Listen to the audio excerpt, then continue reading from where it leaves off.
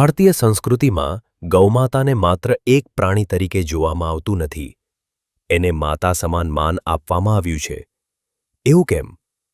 કારણ કે ગૌમાતા આપણને નિસ્વાર્થ રીતે જીવન માટે જરૂરી પોષણ આપે છે. તેનું દૂધ શરીરને તંદુરસ્તી અને શક્તિ આપે છે. ગૌમાતાનું ગોબર અને ગૌમૂત્ર પ્રાકૃતિક ખેતી, ઔષધિ અને પર્યાવરણ માટે ખૂબ ઉપયોગી છે.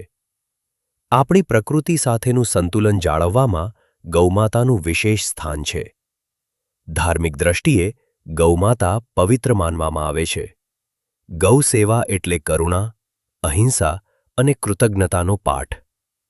આ પવિત્ર સંસ્કારને જાળવવા માટે શ્રી સ્વામિનારાયણ જ્ઞાનપીઠ, સલવાવમાં ગૌ પૂજન અને ગૌ સંવર્ધન સેવા નિયમિત રીતે કરવામાં આવે છે.